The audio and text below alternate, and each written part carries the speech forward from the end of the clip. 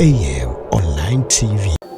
Kwa ilivyo huyu Hossam, yeye ni kijana ambaye alikuwa South Africa muda mrefu, lakini alirudi kutoka South Africa kabla hizi vurugu zilizopo South Africa.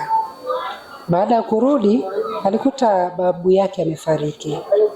Hoja yake aliyoanza nayo ni hoja ya madai ya kumiliki nyumba, akisema kwamba babu yake alimpa hii nyumba. Na ukweli ni kwamba babu yake ana watoto amewaacha, wakiwepo ni huyo Hamza na Ali wa kiume, lakini wapo na watoto wa kike.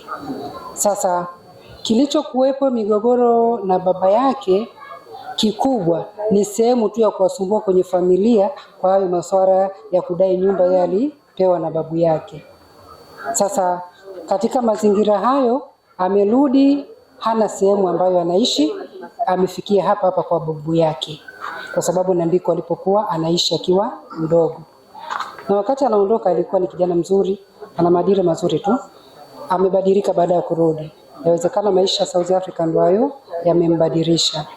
Sasa kwa sababu baba yule ni mtoto wake, na alivyokuja na akawa anadai hiyo nyumba na nini, lakini baba alichokuwa anakifanya ni kwamba kuongea naye tu kama mtoto. Kwa jinsi ilivyo, tukio amelifanya Alhamisi usiku kuamkia Ijumaa asubuhi, kwa sababu usiku alioonekana anachimba shimo ni asubuhi ya Ijumaa saa 11 ndio alianza kuchimba shimo.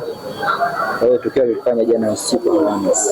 Alifanya Alhamisi kuamkia asubuhi kachimba shimo.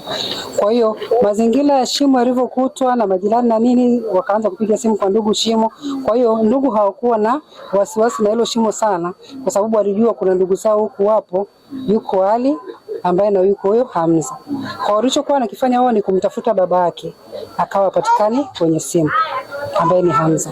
Wakamtafuta baba yake mdogo, naye akawa patikani kwenye simu.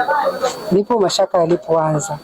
Lakini katika mazingira kama binadamu wakawa wanazidi kuvuta muda, huku baadhi ya majirani pia wanapiga simu.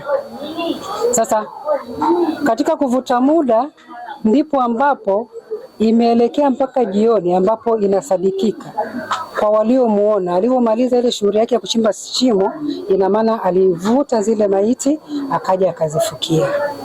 Baada ya kuzifukia akaonekana anatoka anatembea mtaani, akitembea akiwa anaonekana ana damu.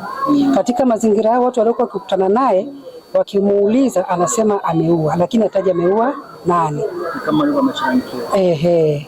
Kwa hiyo mpaka alipoenda kukamatiwa na polisi, kwa tulivyopata taarifa sisi kutoka huku, ina maana polisi walitangulia kumkamata kulingana na taarifa za watu walivyokuwa wakikutana naye barabarani, kabla familia haijapata taarifa rasmi. Sababu mpaka wanakuja huku ndugu zake ambao wanaishi Mwembe Mtengu, wengi walikuwa wanaishi hapa, wamehamia huko, wanakuja hapa. Wao walikuja Ijumaa usiku ya kuamkia Jumamosi jana. AM Online TV.